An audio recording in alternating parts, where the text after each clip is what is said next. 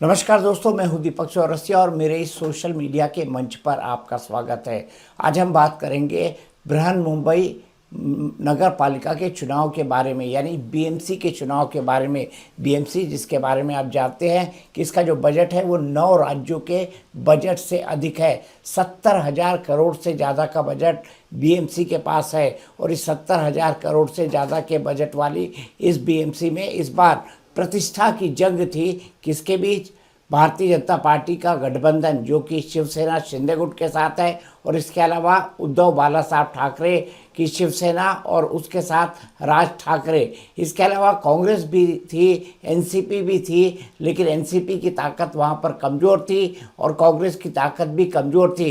इस बार जो महागठबंधन था वो नहीं हो पाया था इन तमाम पॉलिटिकल पार्टीज़ के बीच में, यानी उद्धव बाला साहब ठाकरे के गुट ने और कांग्रेस ने अलग अलग चुनाव लड़ा था।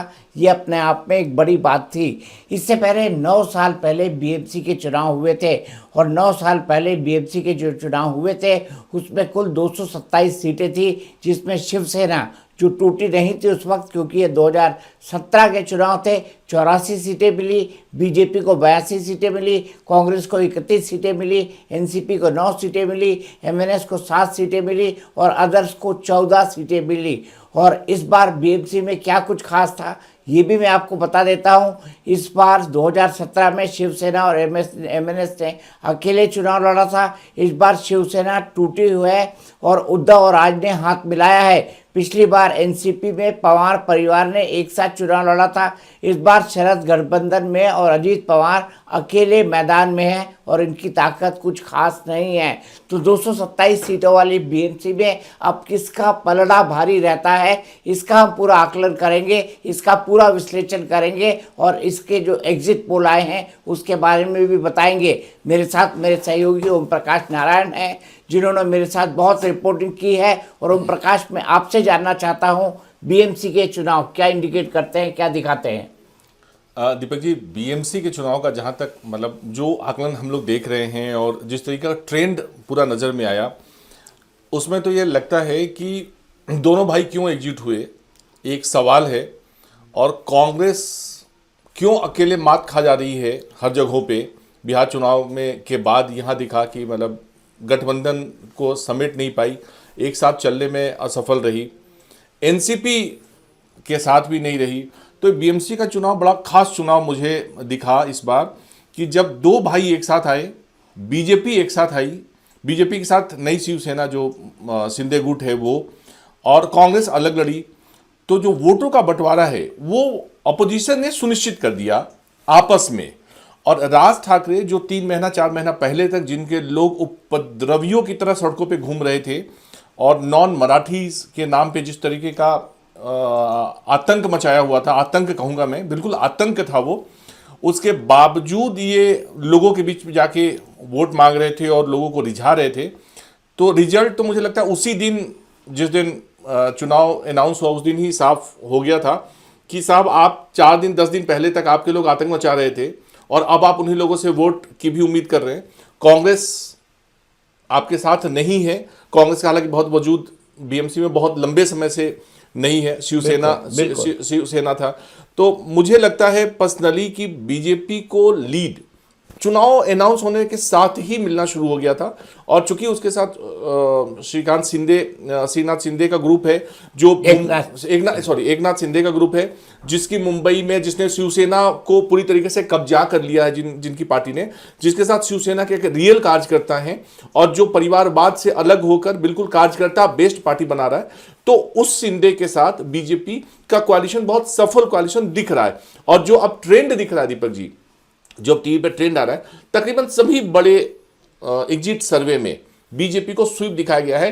बल्कि मैं आपसे यहां समझना चाहूंगा दीपक जी कि बीजेपी पहले दिन से क्या खुश थी कि राज ठाकरे उद्धव ठाकरे एक हो गया, चलो भाई हमारा कलेश कटा?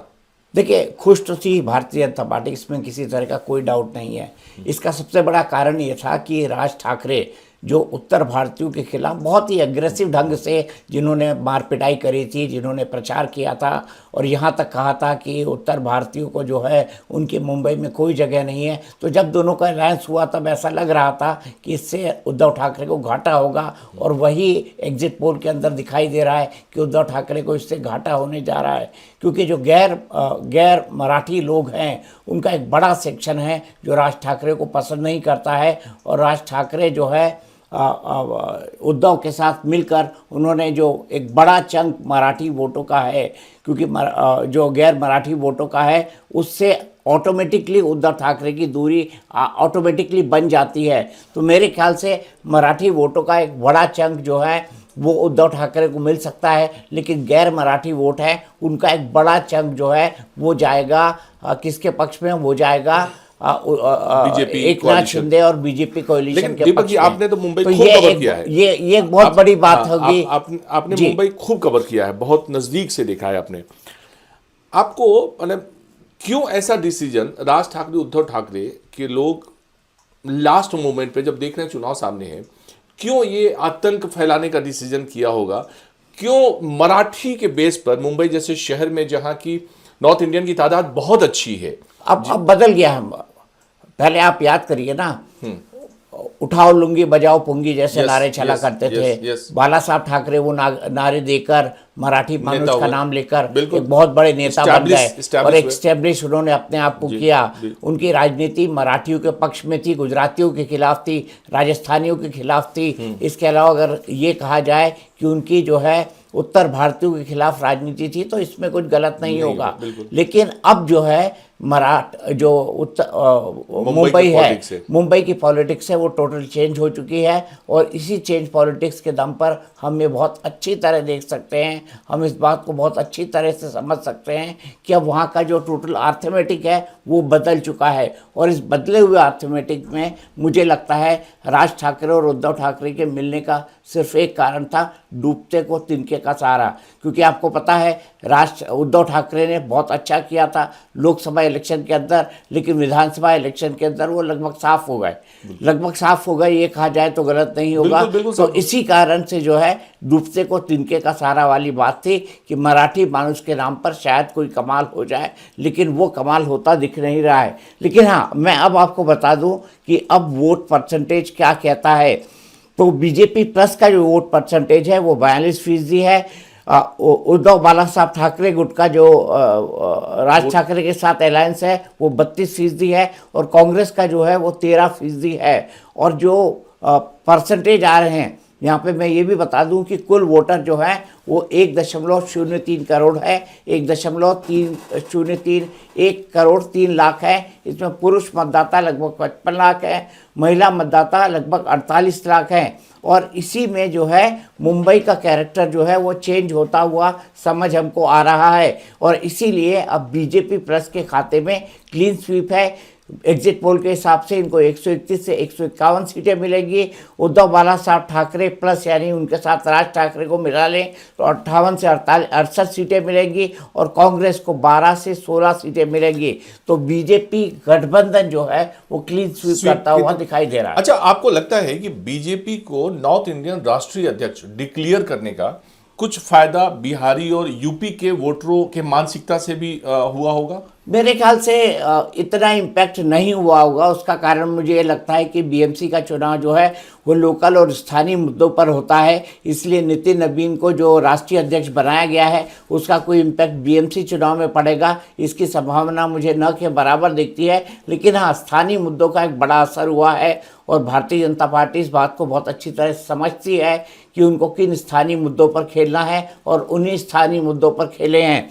जैसे बीएमसी की सबसे बड़ी दिक्कत क्या है? बीएमसी में सबसे बड़ी दिक्कत है वहाँ की सड़कें, वहाँ की वाटर लॉगिंग, वहाँ पे वेस्ट मैनेजमेंट किस तरीके से होता है, उसका निस्तारण किस तरह से किया जाए। इसके अलावा बीएमसी के अंदर जो है वो एक बहुत बड़ा इशू ये है कि पॉट होल्स और वाटर होल्स जो वहाँ पर बनते हैं वो एक बड़ा मुद्दा है। तो ये तमाम मुद्दे हैं जो स्थानीय मुद्दे हैं जो बहुत बड़ा इम्पैक्ट डालते हैं चुनाव के अंदर। लेकिन ओम प्रकाश, मैं आपसे समझना चाहूँगा कि ये जो बीएमसी का ये जो चुनाव है इसमें आपको लगता है कौन सा मुद्दा सबसे प्रमुखता से चला होगा?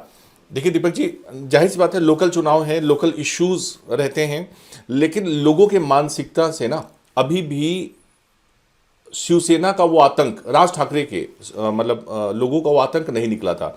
मैं लगातार फॉलो कर रहा था चुनाव को, और मुझे लग रहा था कि लोग जो खास तौर पे एंटी मराठी लॉबी है, वो पूरी तरीके से माइंडसेट के साथ एग्रेसिव होके बीजेपी और शिंदे कॉलिशन के साथ खड़ी थी कि भैया ये कम से कम हमारे खिलाफ नहीं है, हमारे बच्चों को मारते नहीं है, पिटाई तो नहीं पिटाई लगाई नहीं है। करते, हाँ। हमारे बच्चों के खिलाफ नहीं है, और हम अपना रोजी रोटी सुखी और शांति से चला सकते हैं।